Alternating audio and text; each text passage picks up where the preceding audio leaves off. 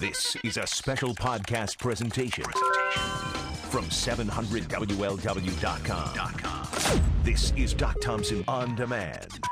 Hi, I'm Daryl Parks in for Doc Thompson today. About 6 minutes after 10 o'clock. Doc will be back tomorrow at 9:06. I'll be back on Saturday at 9:06 on my regular program. Yesterday, the Space Shuttle Discovery landed for the last time. It was the most used, had the most miles on it as far as the space shuttle fleets. And as I was watching it land, I've always been a space. I've had a lot of interest in it, especially when I was a kid. I watched every launch. I remember sitting there with my grandfather watching Neil Armstrong set foot on the moon for the first time in July of 1969. It's hard to believe that was 42 years ago. And in 42 years, and as a kid, I guess this was not uncommon, but sitting there watching that, thinking, wow, in 50 years, where are we going to be? We're going to be on Mars. We're going to have man fly to Jupiter. We're going to be whatever they're showing on Star Trek. This is going to be reality. And 42 years later, we have done bumpkiss. Not much. And here is the sad thought that I had as Discovery landed at the Kennedy Space Center yesterday. The Space Shuttle program is ending. And how is this country allowed our space program to be in the shape it's in today? Because when the final shuttle lands in June, there's no goal. There is not a replacement vehicle that's ready to fly. Here is a country that put man on the moon numerous times, starting in 1969 and ending in the early 1970s. And once that space shuttle lands in June, we're not going to be able to launch a man into orbit. And there's no goal. There's no goal for technology. And one of the foremost experts in the space shuttle, I've had him on numerous times, is our friend Kerry Joles. And Kerry, good morning and welcome to the big one. Hi, Daryl. How are you? Good to be with you. Did you have the same thoughts as I did as you saw Discovery land for the final time yesterday? It was emotional. Discovery was an interesting vehicle. It flew the very first recovery mission after Challenger. It flew the first recovery mission after Columbia. It flew John Glenn. Just a lot of memories involved in that orbiter. Now, of course, it's headed off to a museum. Well, Endeavour is scheduled to launch next month in April, and then Atlantis will be the final. And then Atlantis in June, and that will finish the program. And we'll also finish the heavy lifting to the International Space Station. And then we'll be relying on Russian Soyuz rockets and automated Progress resupply vehicles to operate the station until there's some interim time in which America gets its next launch vehicle, which is still, at this writing, scheduled to be the Constellation spacecraft, which will look like an Apollo space capsule, but it'll hold more astronauts and they're debating, but it may be partially reusable. You may be able to change out the heat shield and use it multiple times. Yeah, if you go back to the 1960s, though, and look, a lot of this was because of the Cold War, but you had the Mercury program. That ended. Immediately they went to the Gemini program, and then immediately to the Apollo program. Following that, it was the space station that was launched, and that was using... Well, that was using leftover Apollo parts, right? Yeah, Skylab was basically the third stage of a Saturn V moon rocket hollowed out with instrumentation put in and scientific modules like the Apollo telescope mount and a service module, a docking module attached to it. Yeah, but even at that point in the 1970s, the space shuttle was being designed, and then the space shuttle launched in the early 1980s. Right. Yeah. So there really wasn't. To me, I'm perceiving this and that there is just lack of a goal here, and we're allowing this space program that over the decades has certainly been a point of honor for our country just to languish and atrophy. Well, there was a time between 1975 and 1981 when the shuttle first flew. 75 was the Apollo-Soyuz link-up. After there were 3 missions to Skylab, and then Apollo-Soyuz 1975. There was no American vehicle until the shuttle actually flew. Although starting in 76, 77, they were doing the approach and landing tests. I remember I have a very dear friend, Nichelle Nichols, who played Lieutenant Uhura on Star Trek, and she was at the approach and landing test of Enterprise, which was the test shuttle, the one that's not currently in the Air and Space Museum at Dulles Airport, and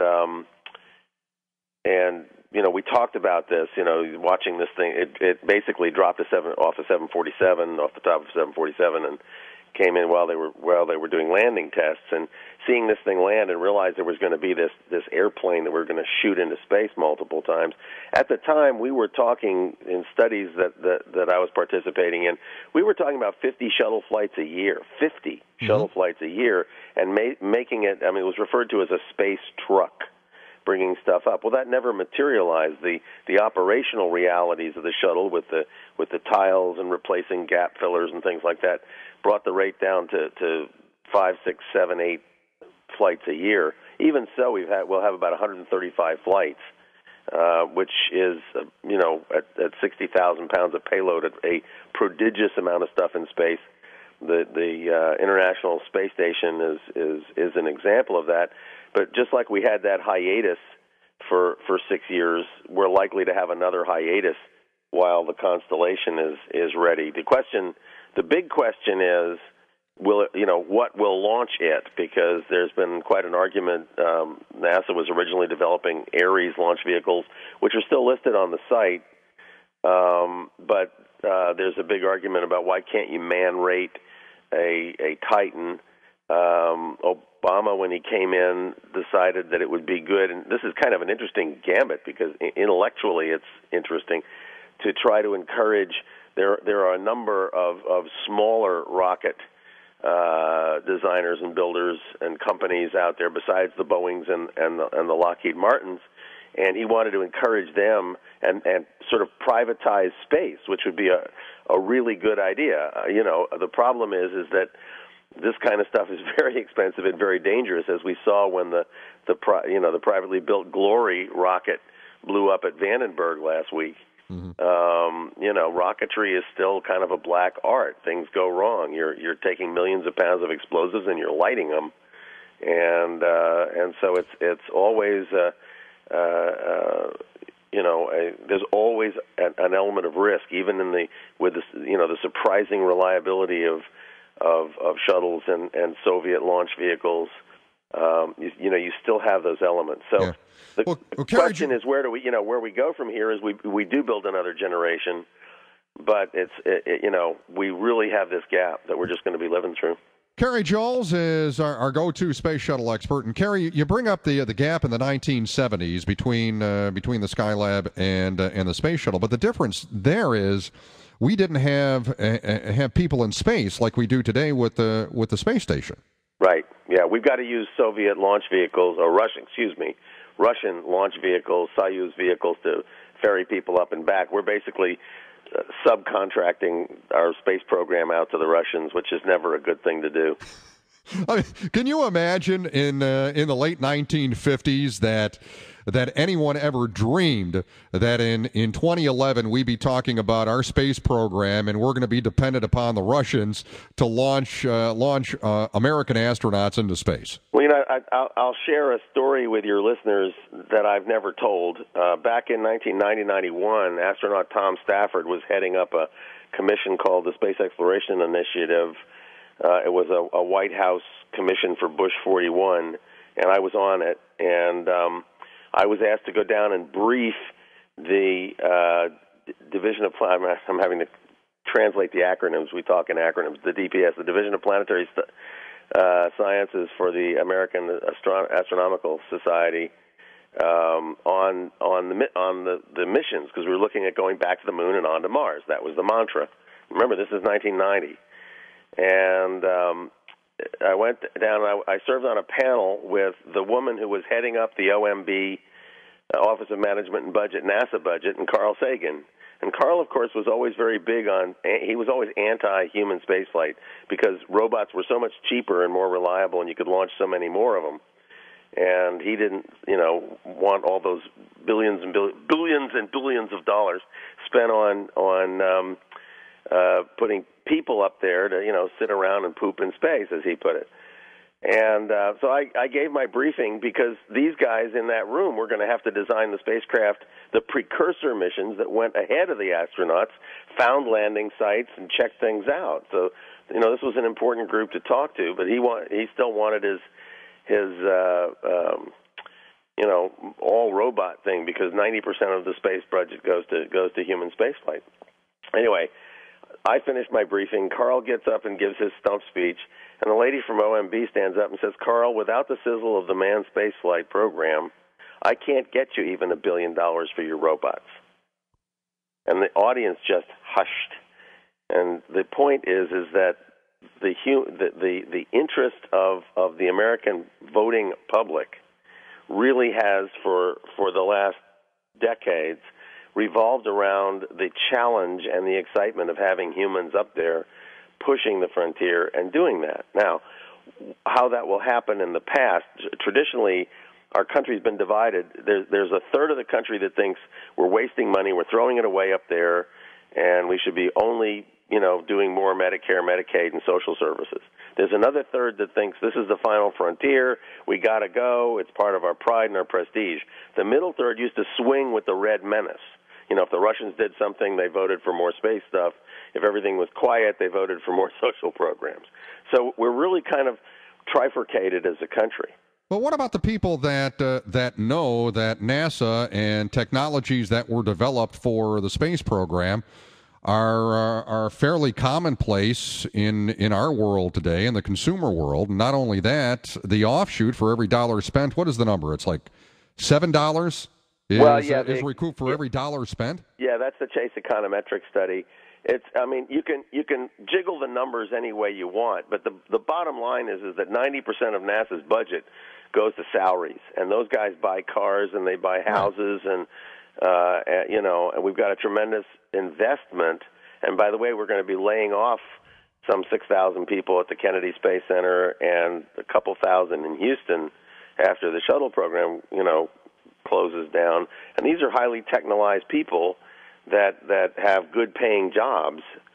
And not that you want to have a make work program for them, but there is, as you point out, a technological and aerospace infrastructure that we need to maintain. We certainly don't want to, sub out our jet fighters and our defense weapons to China. Hell, the government almost gave the French the contract to build a new tanker. Yeah, well, they were going to assemble it in Alabama, but I know. Hey, Kerry, one final question. I don't know if you've ever been there, but at Wright-Patterson, where there's the Air Force Museum, I have been. It's wonderful. Which to me is one of the crowning jewels of the tri-state area. And I've been to the Smithsonian, and I think that the Dayton Museum has it all over the Washington Museum. I was a curator at the Washington Museum, so I'm sorry. Right. But I live here, so anyway. But Kerry, what are the chances of the U.S. Air Force Museum in Dayton at Wright-Pat getting one of the space shuttles? You're asking me a really tough political question. The Enterprise, the test model is at the Smithsonian. They will probably request a flight model, so that leaves you three. That leaves you Discovery. Endeavor and Atlantis. And Atlantis. And so, I really don't know. One might make an argument that if you want a lot of people to see it, Dayton would be a great place because they do get a lot of visitors each year. But, one would argue that you ought to have one in Florida where they were launched. I think Texas will try to make a case for it. There's I think 23 museums and organizations that are bidding for them, if you will. One might argue it was built in California. That might be a good place to put one. There's a shuttle museum going in Downey, and there's the California Science Museum in L.A. There's the NASA Ames Research Center in Northern California. There's Palmdale, where it was built, and there's Edwards Flight Research Center out in the desert north of Los Angeles. So there's just a lot of places. And then one could also make an argument for putting it out at an airport where millions of, like O'Hare or Houston Bush, where millions of people could just stop and see it. Yeah, New York City, Manhattan wants one, and also the Flight Museum in Seattle. Right. Yeah. And the Tulsa Air and Space Museum had also put in a bid and planned to build a $40 million building to house it. So, I mean, there are a lot of serious contenders. It's a big political issue. NASA will make those decisions after the landing in June, and I'm not sure whether I'm sure Wright-Pat's on the radar because of its importance. I don't know that it will get it because it wasn't a military program; it was a civilian program. Yeah, but the space aliens are at Wright-Pat. No, they're in Area 51. My brother, I have to tell you, indulge me 30 seconds. All right. My brother, since I worked for NASA and I worked at the Air and Space Museum and I've worked in space all my life, my brother knew, he told me, he said, I know that you know that the aliens are real in Area 51 and you can't tell anybody. And I used to work with the guys in the SETI program office. They're good friends when they were founding that when I was at NASA. And he says, I know you know about it. And I would deny it and all this stuff. And finally I told him one day, I said, okay, I'm going to tell you. I'm going to swear you to secrecy. There really are aliens, and I've seen them. And he doesn't believe me. Oh, well. So I can't, I'm damned if I do and damned if I don't. Such is life. Kerry Joels, I appreciate the time as always. Daryl, take care. All right, take care. Kerry Joels, who's our go-to guy with the Space Shuttle, wrote the Space Shuttle operating manual, and he knows everything there is, every screw, every tile, every gauge about that's installed in the Space Shuttle, every hinge. All right, we'll take a look at the weather forecast. Looks like some flooding for the weekend and into next week. I'm Daryl Parkson for Doc Thompson on the big one, 700 WLW.